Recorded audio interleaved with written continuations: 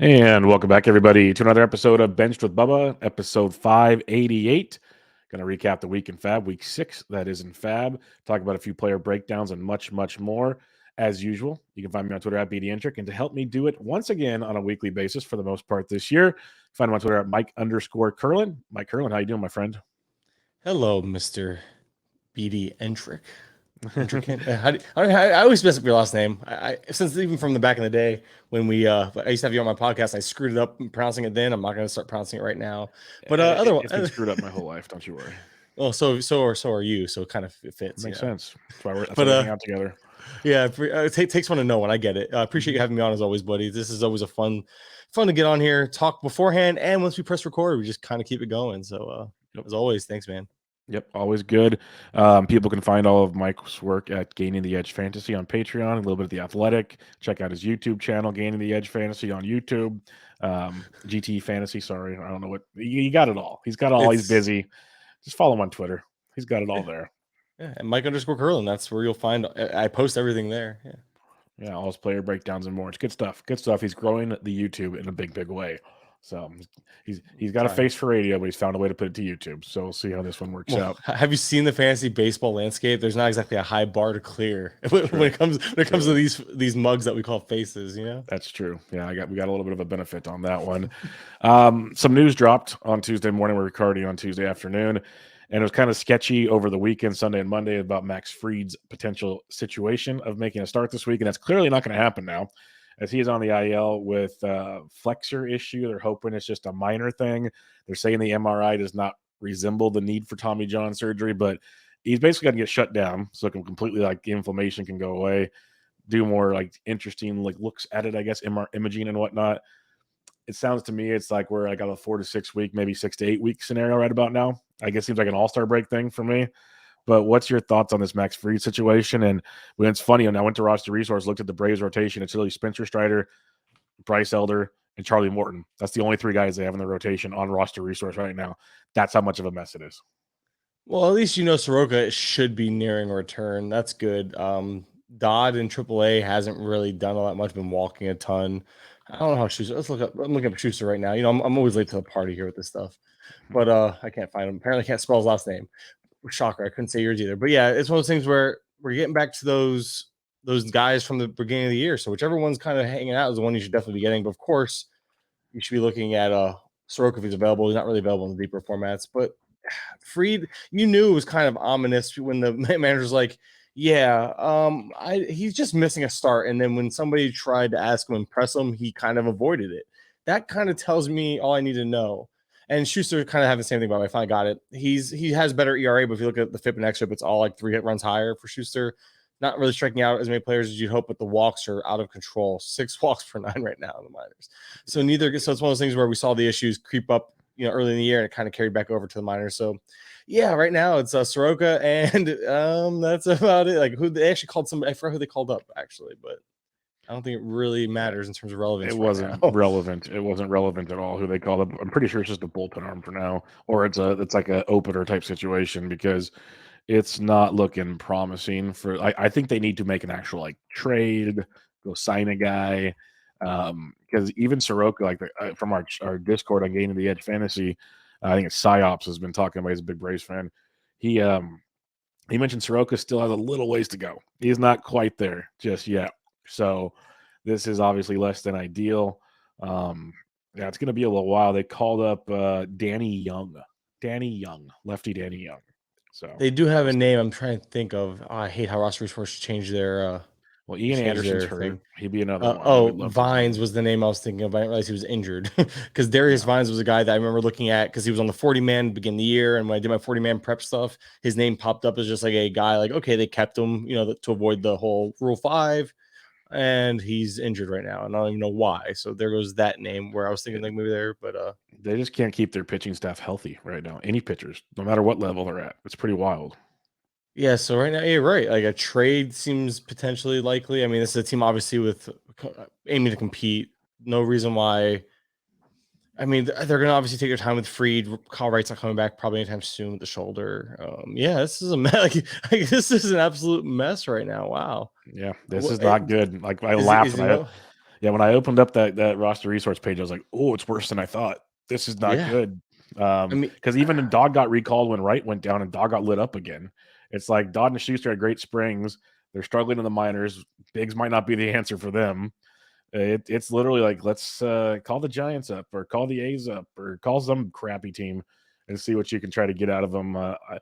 Call the Rockies and go get Kyle Freeland. He's probably not that bad outside of Coors Field. Just gonna throw it out there. He's actually been good in Coors Field, but yeah. they If I need had to something guess, quick. though, if I had to guess, they're obviously just going to utilize Dodd or Schuster and Schuster, hope and hope for the best. Like those two guys are going to come right back up like they did at the beginning of the year and get them by.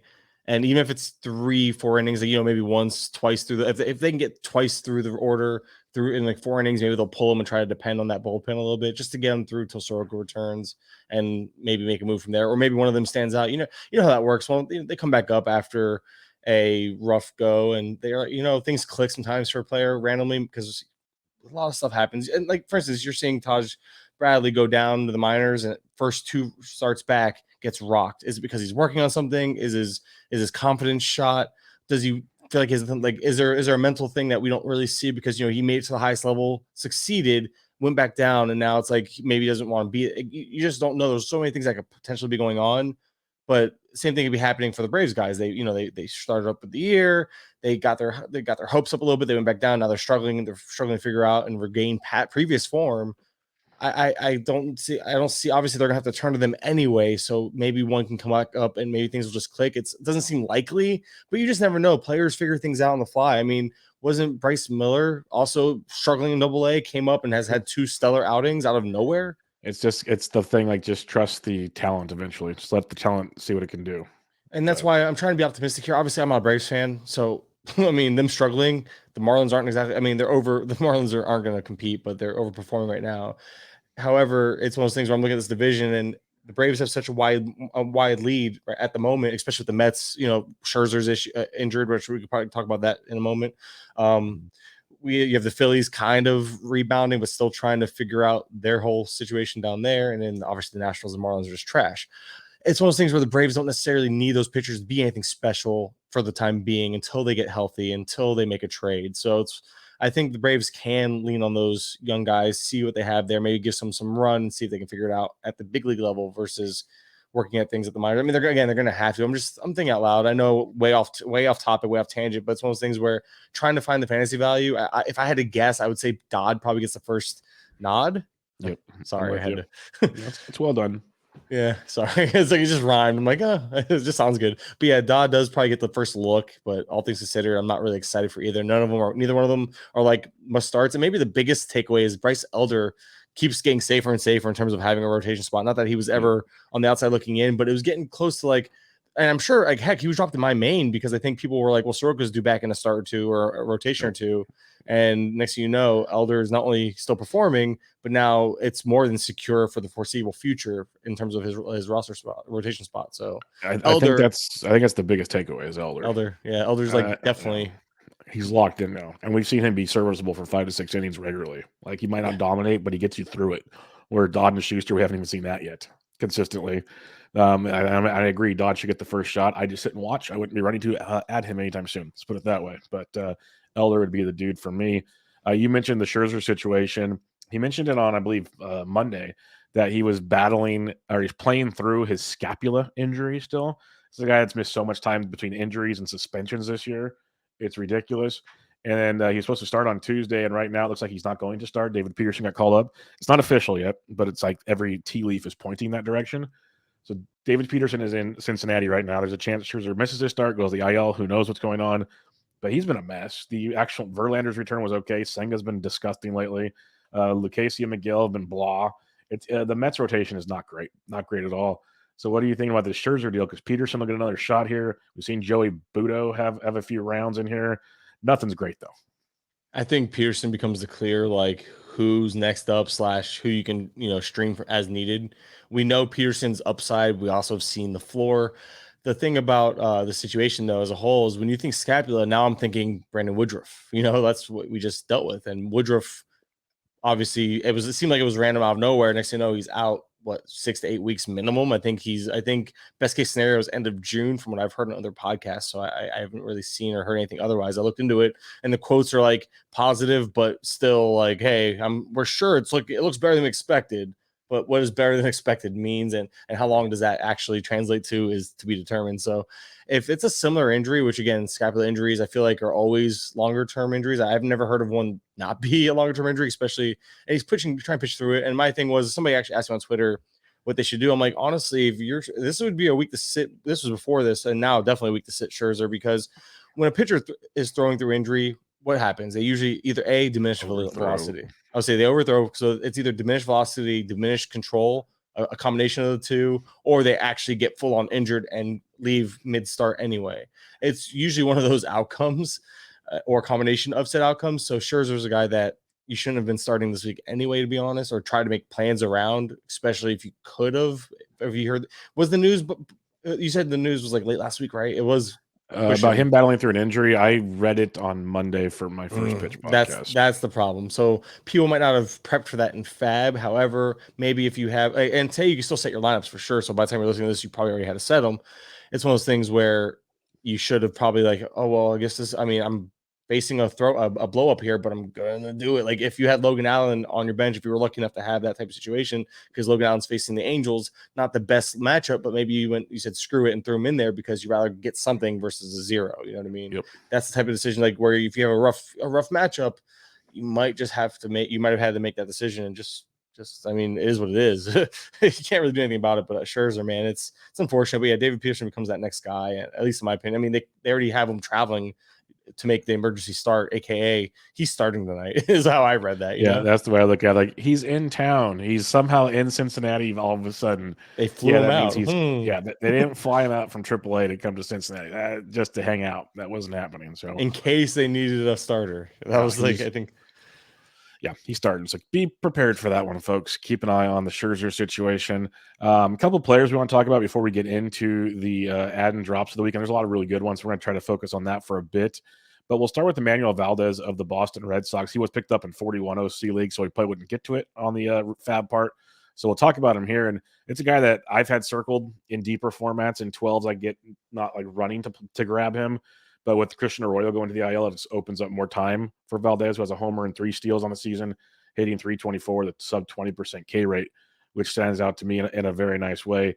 What are you seeing when you look at Emmanuel Valdez, who's kind of been last year in between AA and AAA for the Astros, he hit 21 home runs and stole 5 bags.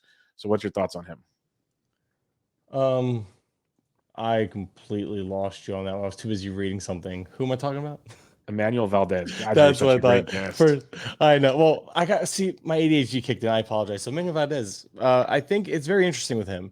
I just love that I made that error. I did that the first time ever. We'll talk about that in a second. First time ever on your show, I was actually like, I got stuck multitasking and went off on a tangent. And you asked me something. I was like, "Can you repeat the question?"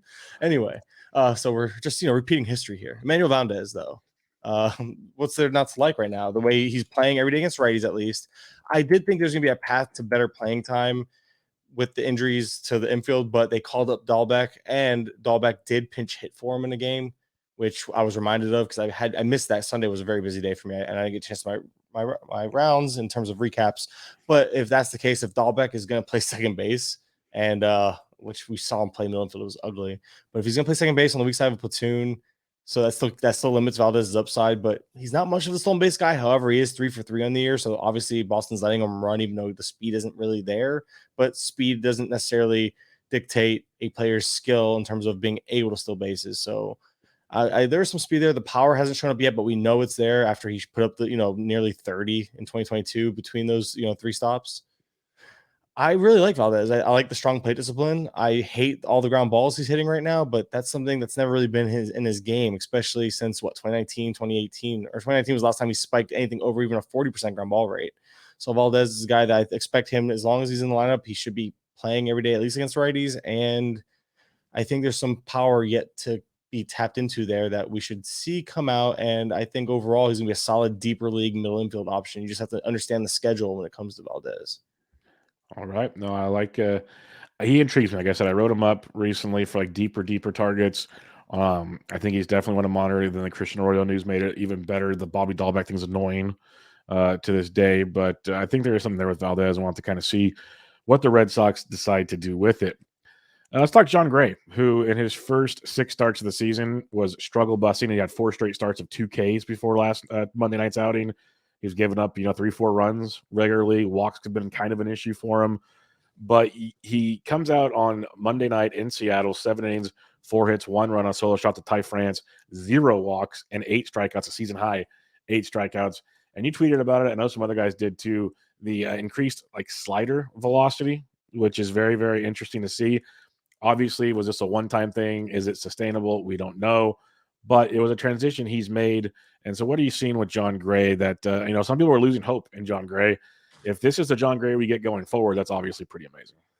Well, this reminded me of what we saw with Oviedo earlier this year, with the slider was being thrown harder. It had a different shape to it, where it had less movement, and it was more cutter-esque, because it's still a slider, but it's just when it had that less sweeping movement to it, I was like, huh.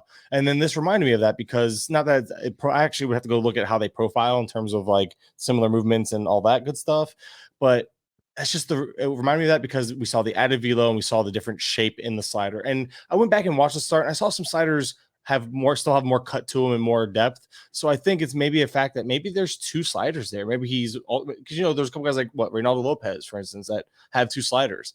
I'm not that type of pitching guru. I'm trying to get to that point where I really can go back and watch a start and understand this, but I was trying to watch it, and I know, at least maybe just from the looks of things, I've noticed some sliders were tighter and some still had that more movement to them. It could have just been an angle thing. I don't know, but that's what I was looking at at least with the eye test. All things considered, though, season high slider usage, including that 3 mile per hour increase in velo, less movement, as I mentioned, more of a tighter movement on it, had a 67% whiff rate compared to an overall 38.2% whiff rate on the year. So it had less movement and it induced more whiffs. So obviously it was effective.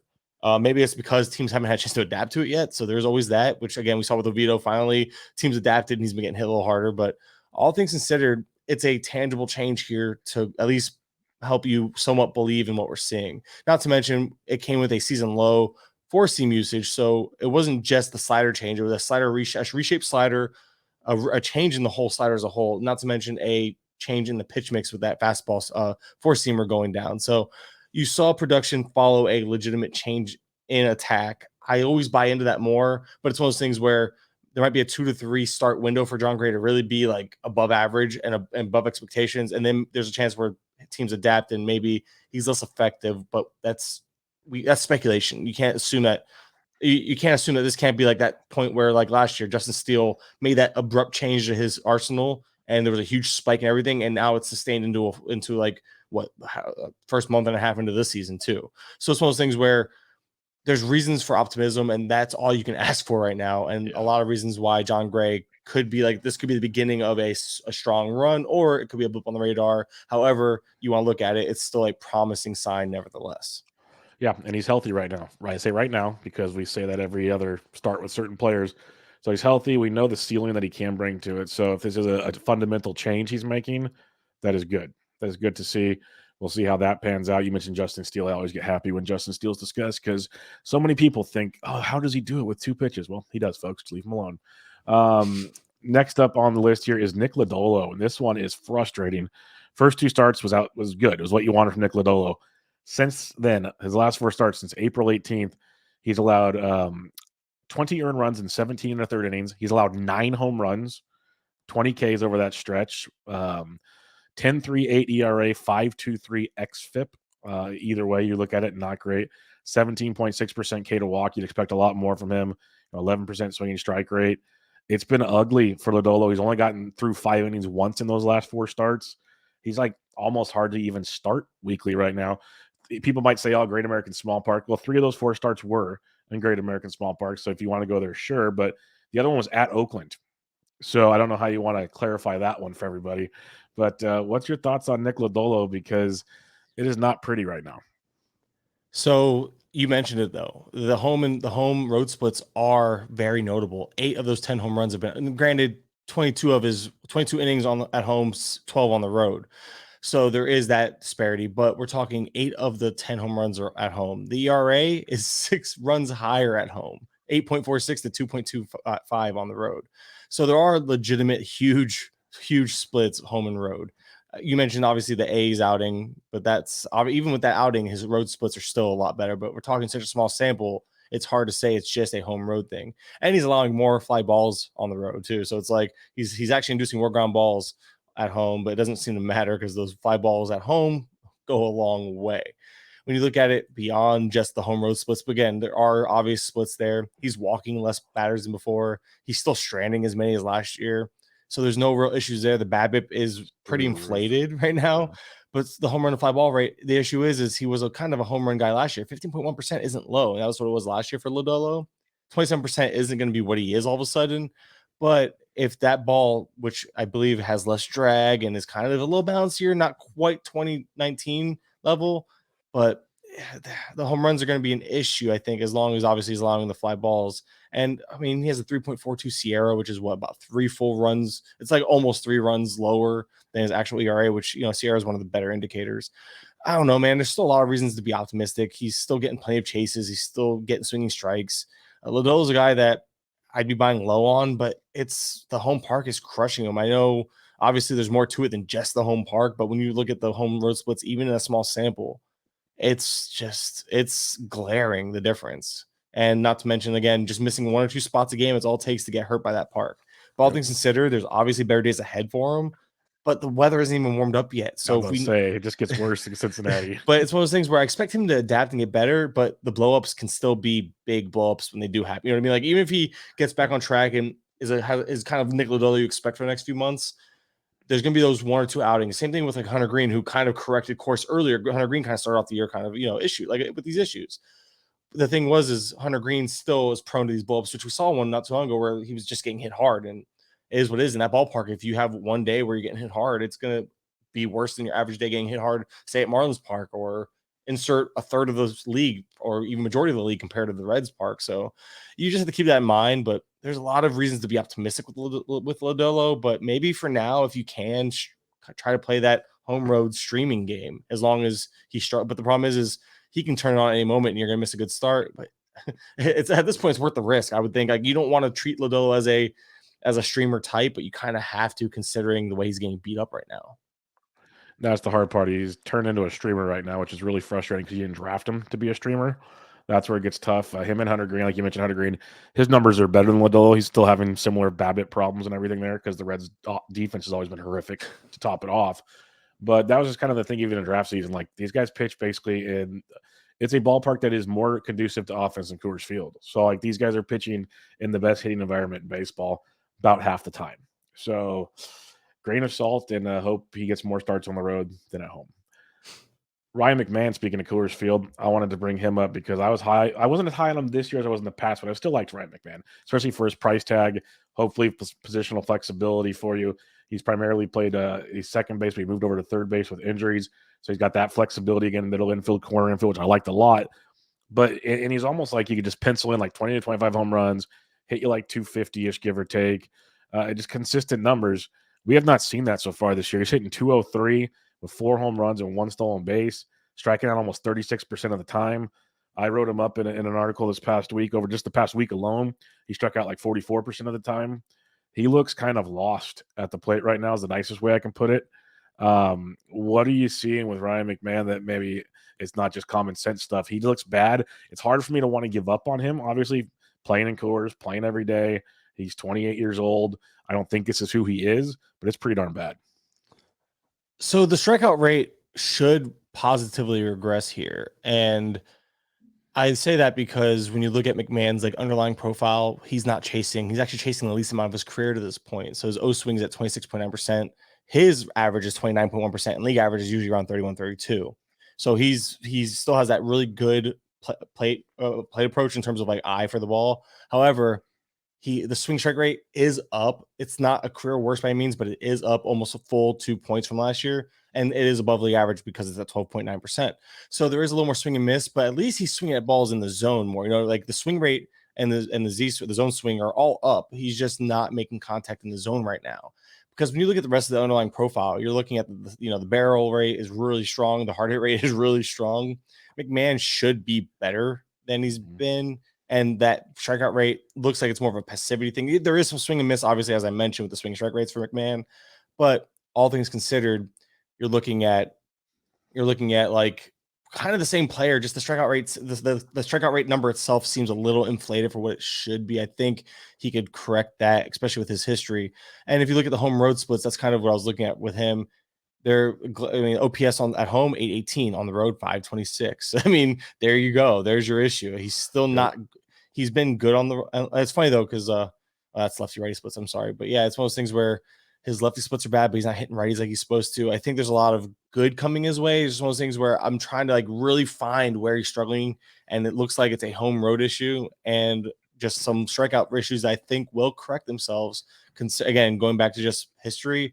And some of the things I'm seeing in his underlying numbers suggest that I think it goes back to, I believe he can make more contact. But there is that whole, like last year, I feel like maybe there was more of these, but wasn't there like more full weeks where like Rockies would play at home for a week and then on the road for a week? I think I even mentioned that like my first week of DFS stuff, and I looked like, or maybe it was even something we did prior to the start of the season, where last year it was almost like a full week in Coors, a full week out, a full week in Coors. Like that was how their schedule almost was the entire season. It was beautiful for streaming. It was outstanding. But yeah, this year it's more like first half of the week they're in Coors, then they're on the road, then they start the next week on the road, then they finish in Coors. It's always like split right now, it feels like.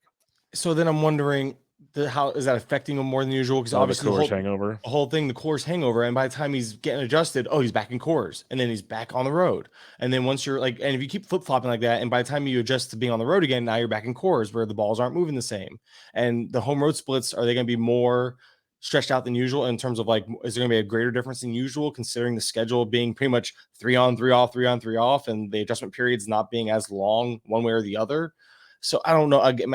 That's speculation. I can't prove that. Yeah. At least not without looking more into it, a lot more into it, because it would take more than even one sample size worth.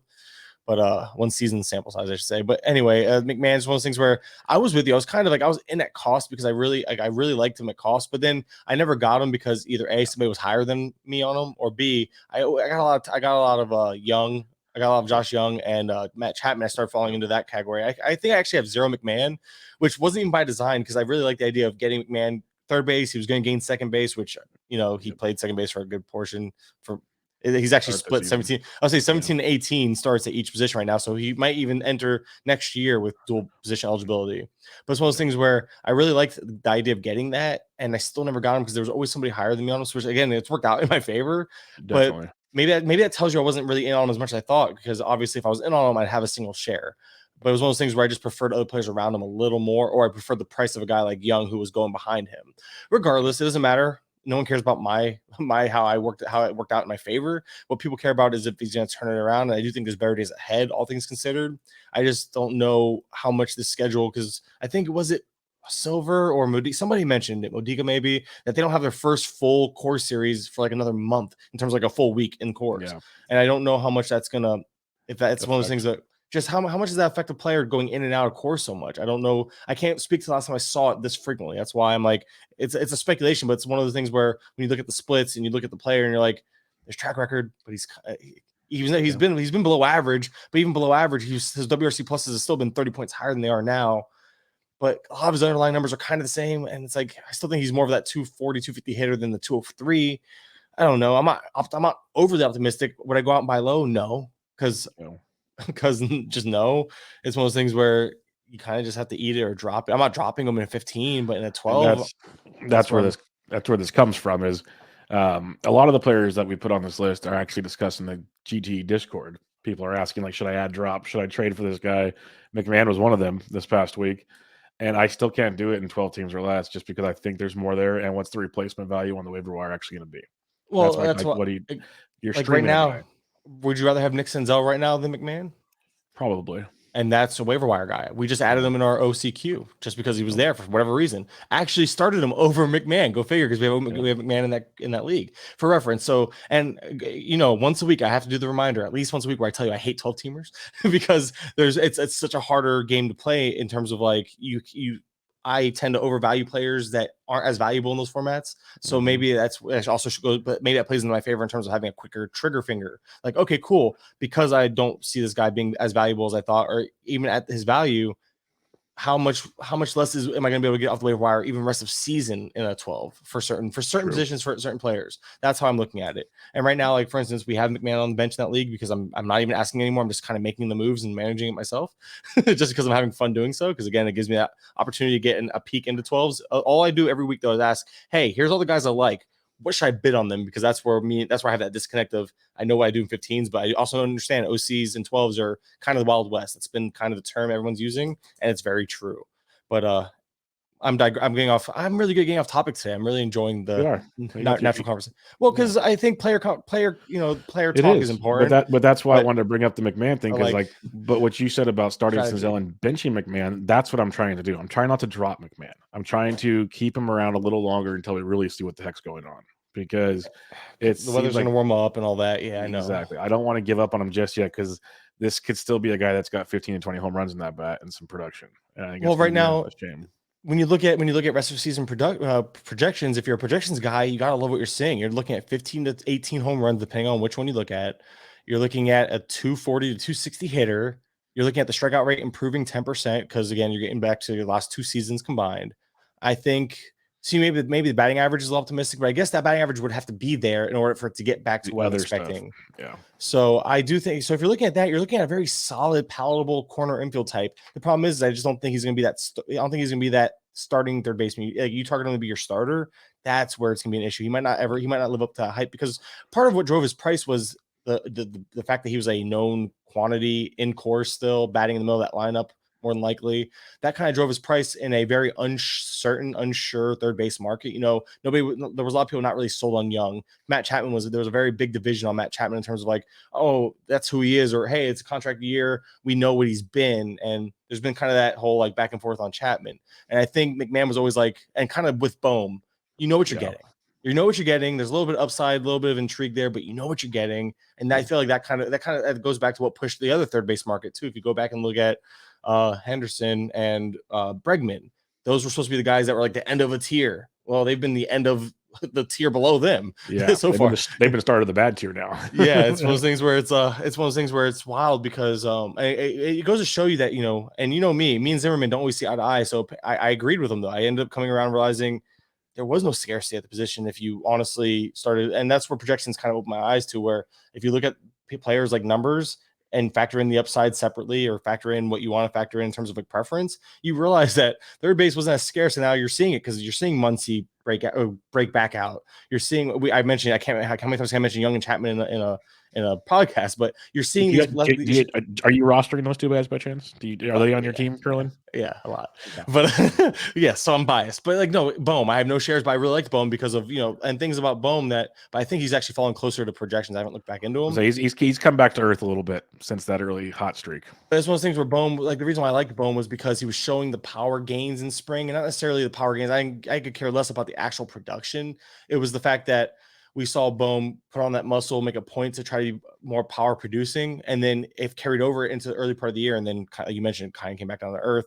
I do expect, but so Bohm and McMahon have fallen back into like where they were in draft season, and you're seeing some shifting in that middle. But it goes back to, what we were talking about. Like, look at Yandy, for instance. Yandy was a great value this offseason. I have 0 Yandy, and it was one of those things where I always looked at Yandy like, well, Yandy's just kind of solid, safe, great corner infield type, and now I wish I had more. And it's just one of those things where, if you go back, it goes back to what Zimmerman says. Again, I'll be the first to admit, Zimmerman and I don't, we unfollowed each other. We don't get along necessarily on Twitter, but a lot of that was because I don't think we understood each other. Maybe I understand him well enough because he speaks a different language, and in a way that I honestly am starting to understand more. And I kind of wish I understood earlier. And I think it's helped me lead to some better. I drafted better once that was early in the offseason. We got into this argument.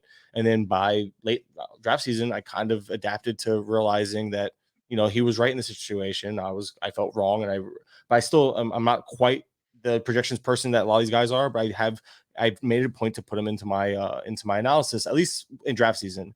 In season, I'll defer to them in certain cases, for instance, like a Bohm, like a McMahon, where I believe that the projections will be able to nail those guys down better.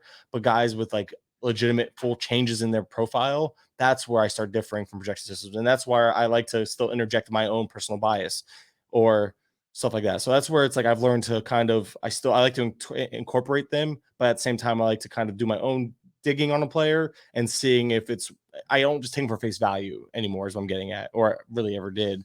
But I'm not going to lie to you and tell you that projections aren't important, because you saw me and George talking about it in the chat where our SGP sheets, stuff like Toby and all them use, they were giving us players that were like, wait, this player is like 10 points, like 10, like the value was like off by a good amount. It was like this, like, why is my guy 10 spots higher in ranking here than ADP? So I would circle them. I'd go back and look, and then I'd be like, all right, well, obviously I'm missing something in my evaluation. So that's what's really good about that stuff. It really opens your eyes to certain things. Like maybe you're not projecting enough runs or RBIs with a player, and that could be the difference in those 3 to 5 spots that they're ranked in. It's a long thing. I know we went way off topic with McMahon, but I like to talk process. I think process will help you win leagues more than player analysis at 100%. The end of the day. But the idea, my goal here is always to combine the two. So those who stick around and deal with my ramblings, I think that's part of what Bubba likes about me. But also it was like, okay, Kurland, wrap it up. Let's move on. That's a very common thing here. But it reminds me, hey, it's a little bit of Toby. You know, Toby used to go off on his tangents, and I think that's a good balance. I'll never be Toby, but I'm trying here. It's all good. No, it was good topics with the projections things, because I don't think they get talked about enough. I know they get talked about, but enough of like having the rest of season projections. Like that was a great point on the McMahon thing. Like if you're losing hope in McMahon, but you still believe him, if you believe in projections to start the season and you still believe in the rest of season projections, you should still like McMahon quite a bit. Unless there's something, like you said, we look under the hood and he's not fully broken by any means. There's like a few things like red flags or whatever, but those are fixable red flags potentially. I would even call them yellow. I'd say caution flags, like yellow flags, So it's like, it's not the end of the world with him. That's why I wanted to bring him up and talk about him. And we'll do this each week. We'll talk about a handful of players before we get into the FAAB pickups of the week. But right before we get into the FAAB, while we were talking about Ryan McMahon, it was official. Max Scherzer was scratched. David Peterson is starting on Tuesday evening. Still, shocker. No Max Scherzer to the IL yet. They haven't said that, so I don't know what the corresponding move is for Peterson to start, but that has been made official. So keep an eye on that whole situation. They placed a right-handed pitcher. They replaced looks like a relief pitcher on the IL with a left quad strain, retroactive to May 8th. Retroactive. Yeah, convenient. Yeah. Right quad strain. Okay. Yeah, exactly. Scherzer's gonna try to tough his way through this, but we'll see how it works. All right, let's talk about moves, ads of the FAAB was week 6 NFBC OCs. We usually do OCs because 12 teams. Most people play 10 to 12 team leagues actually, and Kurland hates them, so it makes it fun for me to discuss. But we'll start with there's a handful. Yeah, the process. There you go. There's a handful of like really interesting names I wanted to discuss here with Kurland. And obviously the most added player is Bryce Miller. He's added in 205 leagues. But like we've seen all these big moves lately with Tanner Bybee and Logan Allens and Mason Miller's, who Mason Miller might be done for the year, and so on and so forth. But Bryce Miller added as high as 585, as low as 74. So usually like in an OC, even with the best of the best prospects that come up, you somehow see like a $10 or like a $6. Like what 74 was the low. So people in every league was going hard at Bryce Miller. He's had 2 pretty decent starts. What's your expectations? I know you mentioned it earlier that he wasn't great in AA, but the pedigree's there. I think he's really, really good. I couldn't imagine spending 400 plus on Bryce Miller. I could be totally wrong though. So what are your thoughts? Well, I think the spending makes sense because we're talking 2 very elite starts, not just like mediocre, not great. I know one was against the A's, blah, blah, blah, but we're talking elite starts. Granted, it's heavy fastball usage. We're talking 70% through the 2 starts for Miller. Slider, sweeper, changeup are his other 3, but the changeup he's thrown 2 of, with the slider being 19%. So it's more of it's almost a 2-pitch mix right now. The sweeper is borderline a 3rd pitch because it's 9%. I like to keep it at 10% threshold. And I forget why I've heard that by multiple people. So I'm like, that's where I got it from. I'm not saying I know this. It's just one of those things where I kind of picked that up from other people talking about, but the slider's been hit hard. The sweeper's been hit decently. So it's one of those things where the fastball is just so electric and so elite. A 28.8% whiff rate on fastball is pretty good. The guy, he's getting it done even with heavy fastball usage. Teams will adjust, obviously, but I don't know. There's a reason why he was a top prospect. He's gonna get plenty of runway here. Miller's a guy that I expect him to be just a solid overall guy. I think there's gonna be SP3 upside. I don't like to give any of these guys ace upside. There's no such thing as an ace upside guy off the waiver. I have a hard time buying that. But I think I think he'll be in that conversation with the Taj Bradleys when he returns and how good he was to start. The Bybee before the blow up. I think Miller's in that conversation, maybe even, you can argue above Bybee. I have a hard time arguing over any Cleveland prospect, but I think there's a reason why these guys are kind of grouped together in that like SP3 upside. If they can be an SP5 for you, these guys are guys you're plugging in starting. It's kind of the important part here. And that's what's driving the value, because you just mentioned it. Luis Garcia went down unexpectedly. Urquidy went down. Not that Urquidy was in that same conversation, but you get my point. Scherzer is dealing with this on again, off again injury. Going down. You have Rodon pushed back. Mason Miller. It's just a slew of stuff. You mentioned Fried just went down too, and he wasn't even. You're hoping that Miller. You're hoping as a Fried manager that you got Miller, this off just by chance. Like, okay, you went for him. Oh, now Fried. Okay, cool. I'm good. Like, not good, but you know what I mean? So you're getting all the slew. The injuries are piling up. They're continuing to. The underperformance is also there. You have guys that with like Dylan Cease who are just not playing up to snuff. You have Carlos Rodon, who had another setback with unforeseeable, we have no idea when he's coming back. So the prices are getting pushed up for these guys. And when you have a guy that comes out and just shoves the way he shoved, it doesn't matter how terrible he is the rest of the way. You knew that these bids were coming in, but the problem is I think it's set unfair expectations. So all things considered, I think if you can get SP3 out of them, you're happy. But if you're getting more of an SP5, you're definitely happy. But if you're getting SP5, you should be happy too. And I think expecting that is fair. If you can just get like 20 more starts, you're happy right about now. That's where the sweet spot is. Give me 10. Yeah, just the way things are going. It does make me feel better about my $230 Tanner Bybee shares now when Wilson's going for double the price. But like you said, the landscape has changed. And Bybee's last start, if people didn't pay attention, he had 0 fastball command. So that was his problem, where that could be Miller's problem. If he has no fastball that night, it could get ugly quick. But hey, that's fine. Get through that start. Go on to the next one. I don't care. I mean, people have to remember these are rookies. They're going to have great starts and bad starts. And that's why it's frustrating, because we're so spoiled by this season, because you had guys come up and just shove the first few outings. And I'm surprised, because that's not normal. A rookie pitcher might come up and have a good start, but not like elite electric starts. And then you have Bryce Miller do 2. Not to mention, it goes back to people that had money were people that either A, missed out on the other big name pitching guys, or B, just really needed pitching. And that just goes to show you where the market's at. So if you are lucky enough to have pitching, especially in a deeper format, you probably have FAAB left. You should have still been in on at least some of these guys, just because you want to shore up what you have as a strength already.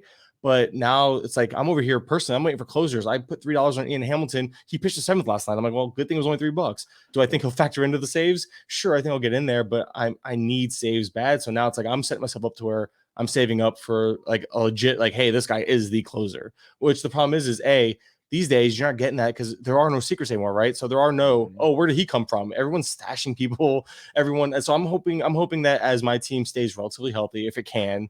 I already have Woodruff from stashing, which is getting harder to do. It's like, even though he's getting closer to returning, it's like, crap, do I drop him? Because obviously I'm talking NFBC formats where there's no IL, but it's like, it's getting harder and harder to hold on to him. But I'm over here like, all right, I'm gonna do my best.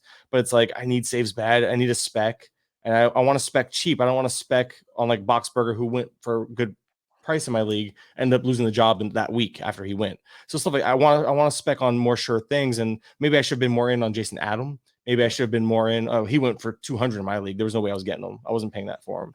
But that's the thing. It's like, you got to know your league, because maybe I should have, just because like, even if he's a closer for 2 more weeks, and then from there maybe fills in once a week, that's still giving me a huge advantage, because all I have is Estevez, who's been a beast. But it goes back to, if you're fortunate enough not to need these starters, you're in a good spot, because I think hittings, there's gonna be a couple hitting guys, and we'll talk about a couple that were expensive, but hitting is not. I mean, I don't know how everyone's talking about pitching needs. I'm pretty sure people need hitting too. Hitting's been, I feel like hitting's been weird this year. Like, I don't know, so like there's a lot of production, but I feel like there's a lot of underperformers, and I don't know. There's got to be some teams out there that are hitting needy, right? Well, let's talk about this big hitter that you're kind of hinting at there. Matt Mervis, we've been waiting for him to get called up for quite some time, as he was hitting 286 in the minors with 6 home runs, 27 runs scored, 27 RBIs, walking 16%, striking out 17. He was adding 182 leagues, because going into the weekend, he was rostered in 11% of leagues. He went as high as 351, as low as 22. I laughed because 2 weeks ago on our NFBC FAAB column at Gaining the Edge, he was 10% rostered in OCs. And I said, hey, please add him now. A week later, when he's been called up now, obviously he can only make moves once a week. He was 11% roster. He went up 1 roster percent. I'm not saying because I thought there'd be more, is what I'm trying to say. The fact he only went a one walk, like we knew it was coming, and he went at 1%. So he's 11% rostered coming into this weekend. So he's rostered everywhere now. He's got a couple knocks, couple RBIs to start things out here, striking out a ton early on. Super small sample, 4 games, 18 plate appearances. Not going to go crying about that. But what's your thoughts on Mervis? Because what I love the most about this situation is they mentioned they're going to give him pretty much regular run. Like it's his job, which when you hear that, you're like, sweet, let's rock and roll. Whereas like he's not on the list because he's not going to get added a lot till next week. Is Christopher Morel, who's crushing it in the minors for the Cubs, just gets called up. But he's basically platooning at best. Like he didn't even start against a righty last night when he got called up. When Nico Horner leaves the game, Nick Madrigal goes in. So it's like, wow, what do we really think of Christopher Morel? And they made comments about, oh, it's great to have Christian Velasquez back in AAA to get regular at-bats because there's really nowhere for him to play every day. Well, what about Christopher Morel then? Like, what are we doing here? So that gets me concerned on that. That's a topic probably for next week's show on Christopher Morel, but I'm concerned. Like, it's going to lower my interest in FAAB. I'll say that much. But what's your thoughts on Mervis? So Mervis, I think right now, young kid, pressing. It's his first taste of the majors. He's chasing the ball an absurd amount. We're talking 40, almost 43%. Again, just reference league average right now in O swing is 31.4%. So chasing everything, showing that willingness to swing, but with it mostly being out of the zone is where it's kind of like, not most of it, but he's still swinging in the zone more. But it's one of those things where his zone swing percentage is way below league average, about 10%, whereas his O swing, which is again out of zone swing for Mervis, is above league average, almost over 11%. So it's one of those things where his pitch recognition hasn't been there yet from the looks of things. The swinging strikes are way high. I mean, 17.2%. Last time he even had that was in 2021 in AAA, but 2022 he's never been above 14%. So it's one of those things where he should be better than that in terms of the swinging strikes, but Mervis is having early, again, rookie struggles. It makes sense. He's pressing. He wants to, do things. That first game where he had the go-ahead RBI in like the late innings, that was great. He followed that up with, I think, next game with another RBI in his game. So he's putting together some decent at-bats, but way too much swing and miss. That patient approach that's paid off with those double-digit walk rates, I think that'll return and help him create that floor. But one of those things where he has to get past this part first. And I think there's one of those things where maybe, okay, temper expectations at first, but going back to, if you look at his projections, he projects out to be very similar to Ryan McMahon. And I think that he has a potential to be better in the batting average rest of the way, just because I believe in the hit tool he's shown to this point to get here. However, we also see that doesn't necessarily one-for-one translate. So Mervis being a Ryan McMahon type of guy, that's very, very valuable off the waiver wire in a deeper format, but maybe expectations were set too high, expecting more than that. You know what I mean? Yep. That's my thought. That's my concern. Like, I believe he's a heck of a hitter. He did it last year in the minors. The fall league was amazing. Watching him in the home run derby was electric. He started out the year great in AAA, but it's like, let's not he's not the next Ernie Banks for the Cubs type situation. Let's slow it down a little bit here. So that's my only concern. Like, I think he's gonna be great. Might be one of the better prospect hitters we get to see get called up this year. So that's why the breaking the bank thing. But temper expectations in my mind. And it's funny because I was texting with Wax behind the scenes, Zach Waxman, just because he's one of the guys that I've known for years, and he plays in all these high stakes leagues. So obviously, my first year in a main event, I was like picking his brain in between when he has time. I mean, he runs literally over 100 leagues. It's impressive, and by impressive, I mean wildly crazy and nuts. I don't know how he does it, but good for him. Whatever. But a couple weeks ago, I was like, I think I'm gonna stash Mervis, and we went back and forth. He's like, I think Morel's gonna be up first. I'm like, I think you're right, because at least Morel's on the 40-man, blah blah blah. And I had a bid on Mervis for like $2, but I never got to him because I never made it that far in my waterfall. The next week, Pod started talking about him. This goes back to being like, maybe being ahead is great, but you have to actually act on it appropriately, right? So it's like I was in on him, put in for like a $2 bid, never got to him. He went unfabbed. Next week, it was like an $80 fab. So even though that guy got $80 sounded like a lot, it ended up working out considering prices, right? Especially in mains and stuff. But same thing with Morel. I had Morel for $5. I dropped him last week before the news dropped, and then now I think other teams are still stashing, and now he's gonna be back up. But I'm okay because I was never really high on him. I was okay giving him up. I think I dropped him for Varland, and you know how much I like Varland. Yep, that's your boy, Louie. So it was, and that was one of those things where I was only dropping Morel for Varland, and I'm okay with it though. It's like one of those things where Morel, like you mentioned, the playing time. I'm waiting to see with the lineup tonight because you mentioned it. Yeah, I was looking. It's still not out yet. I was looking for it while we were talking. That was the big thing for me with Morel was they didn't bring him in last night when they could have, right after Horner left, and they have Madrigal, who they made a point to play 2 out of 3 leading into that, or 2 straight leading into that night before he was benched. But Madrigal was playing third base over Wisdom. And I think that's the thing where maybe they'll prefer Wisdom, prefer Madrigal, and let kind of remember how Morel fell into that whole, like, he started off starting, then he fell into like a 3 to 4 game a week guy after that, and kind of finish out the year being that, like, some weeks you get 5 games, some weeks you get 3. I think that's the kind of role he'll be in again, which is going to be maddening to try to figure out with him.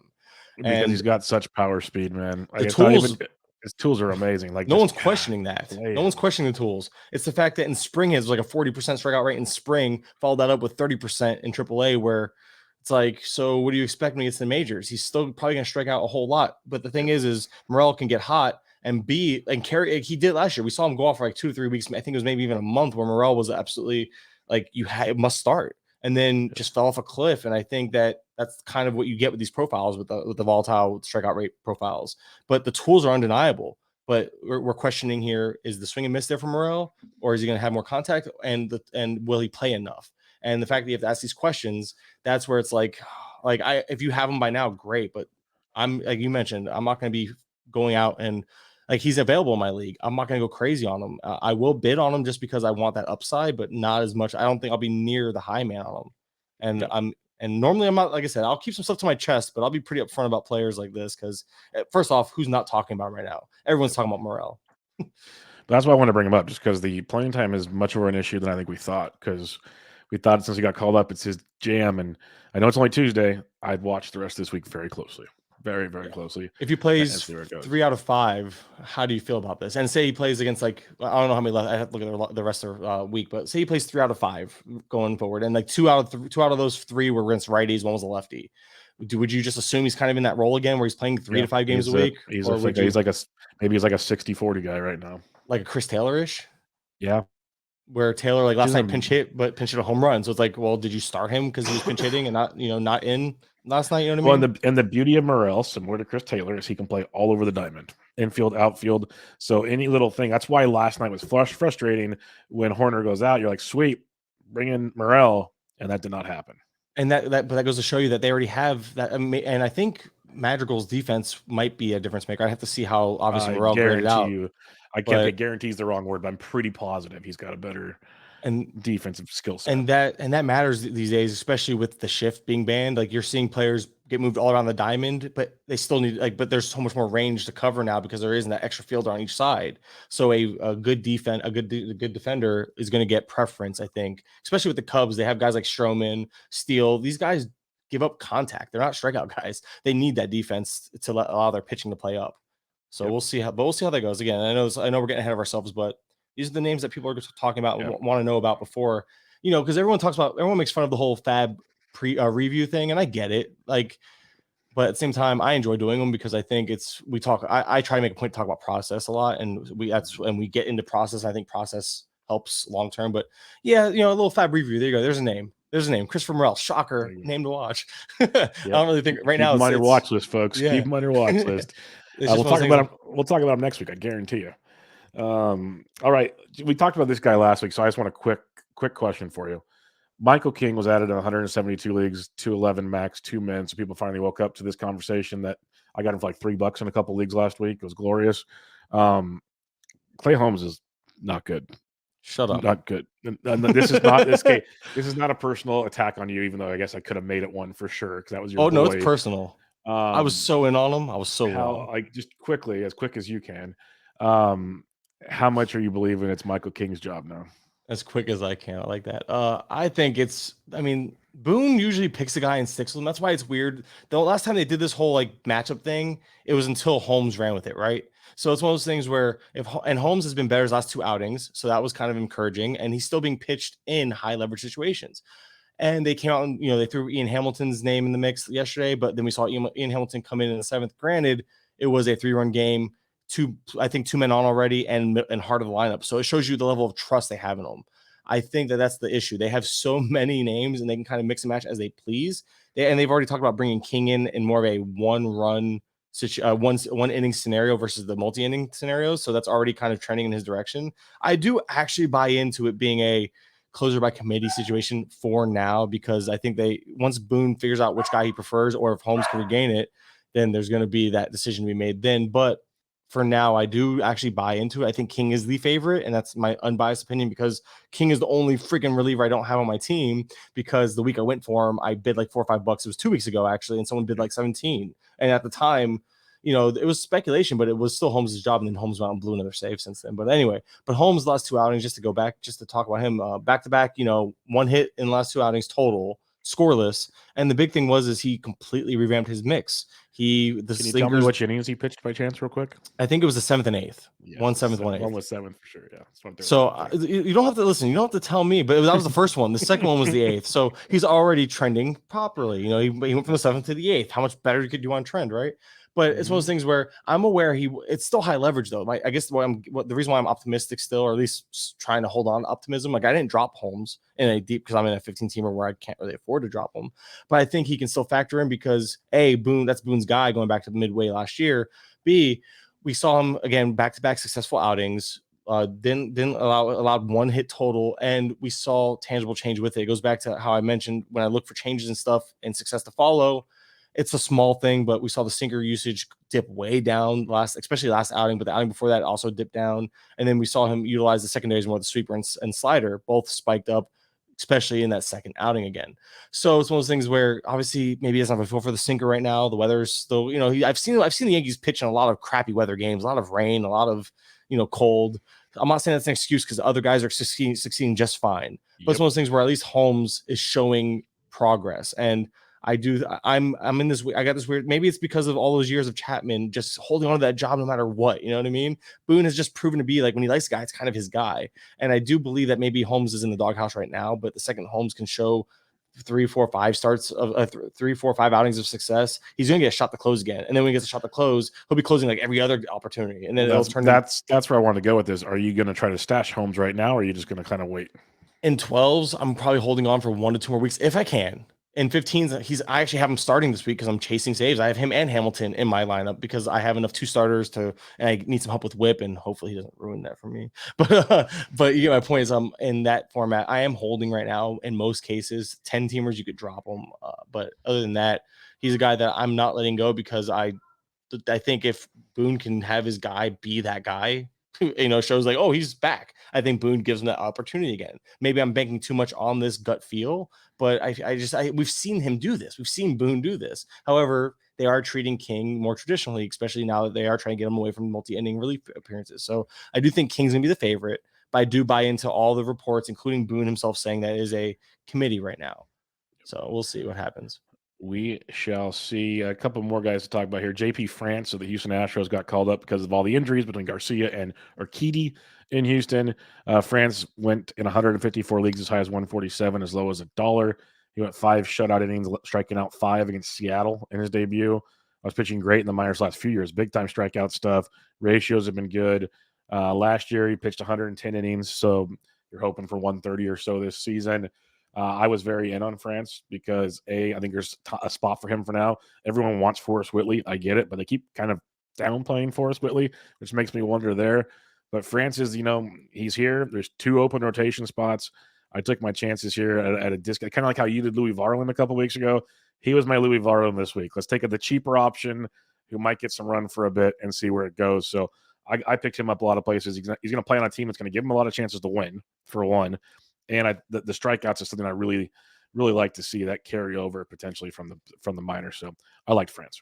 Oh, the strikeouts aren't a question in my opinion. Even on the low end, he still averaged a K per inning right now, like this last outing.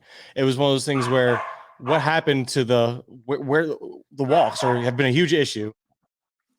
And the walks have been a huge issue. And meanwhile, he managed to 1.8 walks per 9. Like what? A 5% walk rate when he's always been a double-digit walk guy in the minors? I'm very surprised at that right now. And I don't know how long that's going to last. And that's the only concern. But again, considering it was the cheaper option, France is worth the gamble, obviously, because he was way cheaper than every other, especially Miller this week. And you mentioned team context, the Astros and pitching, you want the part of that team. I like him. I just am surprised that the walks were so low this first outing, especially you would think he'd be amped up. And the fact that he was able to keep his composure and go out and throw strikes and attack the zone and still induced a 14% swing strike rate while not having any chases. But I'm surprised the chases were like the swing was 20%, I think, compared to, again, league average being 31%. So like the strikeouts came based on just attacking the zone and getting the swinging strikes.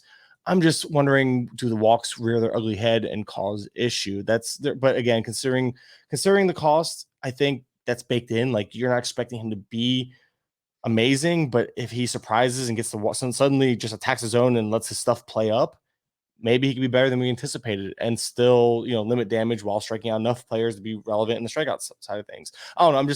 I don't understand how suddenly you can go from being a 4 and 5 walks per 9 guy to under 2 in this first outing, especially again, it being his first outing at the major leagues. Like, what? What? I'm just, I don't know, I'm thrown off right now, but in a good way. Like, it's reasons for optimism for sure. It's just one of those things where now we need to see him build off this. Yep, I'm with you. I'm optimistic for sure. Let's talk about another bat here from Kansas City. Maikel Garcia picked up in 123 leagues, as high as 89, as low as $1. A little bit of power throughout the minors, tons of speed. I've seen some very sharp people compare him to maybe this year's Jeremy Pena, per se. That's a big claim, but very possible. He has Rob Silver. They had that one. I know you like Maikel Garcia. You want to discuss him. He's got 2 steals already on the season, hitting cleanup on Tuesday night, which is big. What's your thoughts on Maikel Garcia, who I think if he gets proper run could be a heck of a pickup this year? He's got a middle infield and corner infield eligibility. So it was a lot of fun where I was like, oh, yay, just like I planned, I get to plug in Maikel Garcia over Corbin Carroll in one of my DCs, and it worked out. It worked out for sure. But it's one of those things where the power is not great. It's not a 0, but it's not great. He put up 11 home runs last year across like almost 600 or over 500 play appearances, close to like 550. So if you're lucky if you get like 7 to 10, projection systems have them for 3 to 4 for reference. But if you need speed, the Royals are going to run. Garcia, as long as he can keep up the good batting average and get on base, I think Garcia's going to run plenty. So stolen bases are there. So there's some batting average upside. And now if he's going to hit middle of the order, all of a sudden, now there's counting stats upside as well that wasn't there initially. A lot to like here. I think the power is overall not going to be a very strong. There's not going to be a lot of power there. So temper expectations and understand that he's more of a build type of guy. Like, if you need stolen bases and batting average, you should have him and plug him in. But if you don't, I mean, he's still a great starting option at MI and deeper formats because just the lack of upside there. But I just think that he's very build specific in terms of need, just considering what I'm expecting and from the stats. Ryan on the L, if healthy, guy I don't like Ramon Urias or Maikel Garcia. There is more similarities there than I thought, but maybe one's more power, the other one's more speed. Who knows? But there's something there, I think. Well, Urias went on the IL, so that made my I said before he went on. Yeah, the IL. I'm saying that's what. Well, you were breaking up on my end. Maybe it's my internet. I told you my internet's been giving me a hard time this morning, but my thing was so I made the comp, but it was for the wrong reasons. I comped him to I comped Emmanuel Valdez to Garcia, but not because of skill sets. Obviously, skill sets were different, and I like Garcia more in a vacuum. But it was one of those things where just the value in terms of like cost to acquire, I liked him to be like, well, there's a chance that this guy matches that level of production, maybe in different ways, but in terms of dollar value, it can be very similar without the price tag. But there are glaring differences in terms of why they cost different. So it costs different amounts in FAAB, and I kind of pushed those off a little bit. Obviously, we mentioned Valdez, the platoon situation, the potential for playing time concerns if or when Story returns. Obviously, other options, just you never know how that works out, especially because apparently his defense isn't great, which I do forget sometimes to factor defense in. But all things considered, it was like I said, bad comp, and it's just one of those things where it came to mind because I think the reason why I comped them though was just because they were both middle infielders getting added in a lot of spots this week, and I do think that there's a path for them to both be pretty productive, just different ways. So, but I don't know, just making excuses for a bad tweet, I guess, at this point. There's a lot of other players that were added this week, but one more that I want to mention for this week, we'll talk about probably more of these guys in the future, is JJ Bleday, just because I have to let people know that don't listen to me regularly. This is who I talk about. Added in 89 leagues, as high as 150, which that's too much, folks. I hate to break it to you. As low as $1, I was in on Bleday quite a few places. Didn't get him everywhere, though, because I had some sharp friends. But I loved the improvements we saw. Like I keep saying, we've seen Senzel all of a sudden. You've seen Jaron Duran. Like, there's a slew of prospect Kelnick. There's a bunch of these guys that had the pedigree that are figuring it out, going through transitions. Bleday's only 25 years old, for one. Extremely young, if you're curious. And in the minors this past year, hitting 316 with 7 homers, 1 stolen base, but more impressively to me, a 16.8% walk rate and a 12.6% strikeout rate. Back to back in 2022 between the majors and AAA, nearly 28% K rate. So he dropped the K rate back down to his previous seasons. He's walking a ton, which was great to see. And the contact skills have been very, very strong. So far, he's hit safely in all but 1 game since getting called up, 47% hard hit rate, which has been great. What's your take on Bleday? Because I'm very biased. I'm biased for the fact that I love him in DFS because he started at $2,000, went deep for us. He's been below 3K for a while. I think he's up to like $3,200 tonight or something. He's finally making a price bump. So I love that. I wanted to get on him early in the outfield run because Oakland should let him play for a bit. We'll see. I know we did kind of sit the other night, which there's a little platoon concern maybe. But what are you seeing with JJ Bleday? Because I guess I'm just trying to, as we see these young players maybe starting to figure things out, I wanted to jump on him while he's cheap before maybe he does figure it out, if that makes sense. I think there is platoon concerns, but also does that concussion linger for Laureano? Because that could be a path to Because he playing came every in day. for him right afterwards. That's what I'm getting at. So I think, but they haven't been shy about platooning, even Jordan Diaz, for instance. So platoon concerns are definitely there, but as a lefty, at least he gets the strong side, and you can plan for that in weekly formats or in FBC formats. But all things considered, Bleday was a former top prospect for the Marlins, so obviously there was, there's pedigree there. The Marlins can't develop hitting for anything. And if you listen to Rates and Barrels, did mention that he spoke to Bleday, or at least spoke to somebody with Bleday about how he changed his approach at the plate, made a point to kind of shorten his swing. And you're seeing it pay off in terms of like that strikeout rate taking a big dip. Even obviously the minors, it was down to 12.6%, walking more than he's striking out, over 119 play appearances. But even with it spiking up now that he's at the major league level, it's still spiking up to a very good 21.7%. And that's compared to Bleday's, career average being 27.6%, which is also factoring in said 21.7%. But it's one of those things where he's making more contact. He's being very patient at the plate. And considering how patient he is in terms of limiting chases and swings overall, Bleday isn't, the swing and miss is palatable. It's about league average in terms of swinging strike rate. And the contact rates are a little below average. But again, it goes back to I think that's a product of him not swinging as much, more so than just, swinging and missing. So all things considered, I like the gains we're seeing in the profile. And if we learned anything from the A's this year, like the Rookers of the world and other things, it's like take a shot on the potential for upside. And as long as playing time's there, unfortunately my boy Connor Capel didn't stick around, but I'm okay sacrificing Connor Capel to get Bleday up, to see Bleday up. But Capel wasn't even that bad. He just wasn't as flashy. But maybe I'm just biased because I'm defending my guy. But Bleday, all things considered, I really like what we're seeing here. I think there's a path to a solid floor of production. Obviously, power is hard to come by in that ballpark. I think that if those gains are legitimate and we're seeing kind of some of that transfer over into the production, I'm looking at projections, and I'm not sure he's that low of a hitter. They have him down to like 211 to 225 range, depending on. One thing I've mentioned with Bloomfield, because we got in a debate on this a couple weeks ago, projections for prospect type players like this, I don't look at too much. They're way low on a lot of these guys, like Josh Lowe and those guys. They have like fallen off a cliff. Yeah, and maybe he is closer to a 240 hitter. I can buy that, but I don't think. I don't think he's the two. Even maybe 225. What the Bat X has him at 225. The Bat 224.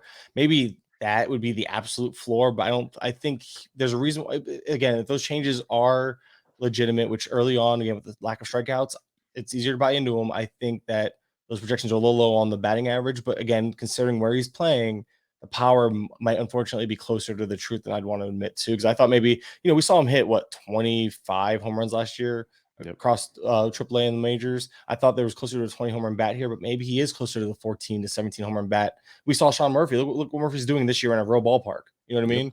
And Murphy was crushing the ball last year, but in that terrible ballpark. So that's why it's like maybe I need to temper expectations in terms of what I expect were possible compared to what's going to happen given the ballpark. But all things considered, I do like Bleday. I think he's a solid fifth outfielder type in deeper formats, and I wouldn't expect much more than that, but that's fine considering just steady production out of a fifth outfielder in a deeper format or in a five outfielder league. That's fine. And again, you can plan for his schedule in most formats. If you're strictly weekly, Monday through Sunday, that's a little tougher. You can still plan for it, but it makes them less interesting and less rosterable in a points league where you're rostering guys for Monday through Sunday, and you don't get to make that move midweek or whatever. So just realize that he is schedule dependent for the most part. Yeah, no, definitely sitting cleanup on Tuesday against Clark Schmidt. So that'll be fun to see how that pans out, see if I'm really worth this conversation or not, because it's a great matchup. Lefties versus Clark Schmidt. It's a fun thing. Before we head out of here, though, in the Discord, Dyer just he's a diehard Cubs guy. We have a lot of Cubs guys in there. He And Braves. mentioned Nico Horner just did an interview, and he should be avoiding the IL, and he's day-to-day. The injury's not as bad as they thought. So our whole Christopher Morel talk might be just even more put on hold here pretty soon. So keep an eye on it. It's only Tuesday when we record. A lot can change throughout the week, obviously. But before we head out of here, Kurland, next week I want to do a deeper dive into the waiver wire, because there's even just talking about guys that like have been popular guys in recent weeks, but are still available if you search type stuff. So I'm curious to get your thoughts on them and whatnot. But any final thoughts before we head on out of here for this week?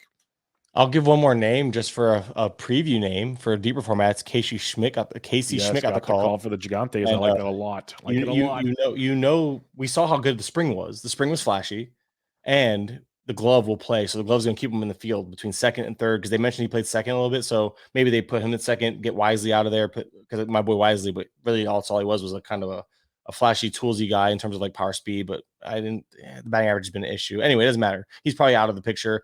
Estrada goes a shortstop while Crawford's out. And then once Crawford gets back, you're going to see Schmidt play third. But my point is that Schmidt's going to play every day because that glove's going to play every day.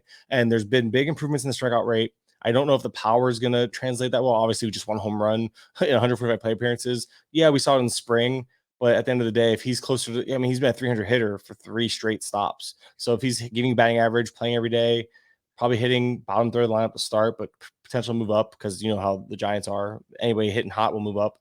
But I don't know. There's just one of those things, like a deeper league corner infield option. Just a guy I wanted to mention as a not someone we go crazy over, because again, lacks tools in terms of like fantasy juice, but playing time and batting average help. There's something I like it a lot. I'm a big fan. I didn't even think about mentioning him, but that's a great call, because he should play every day with that glove, and there is a hit tool there, 100% a hit tool. So I like that one a ton, and we'll have to see where he goes FAAB wise. We'll see what he does the rest of the week. Let's get to Sunday before we get too excited on that one. But it's a great call. Like, he should be. They haven't put out their lineup. Kapler's been dragging his nuts on the floor when it comes to putting on a lineup lately. Like, just really taking his sweet time. I'd imagine he's playing tonight. Let's put it that way. David VR is probably going to be the odd man out here, and that's a shame. But maybe he needs that for now. But we'll see. All right, everybody, we're going to head on out on that one. Make sure you check out Mike on Twitter at Mike_Kurland. Check out his work at Gain of the Edge Fantasy, at The Athletic on YouTube, all the fun stuff there. He'll tweet it all out for you. I'm on Twitter at BDentric. And until next time, this was Bench with Bubba, episode 588. See you guys later.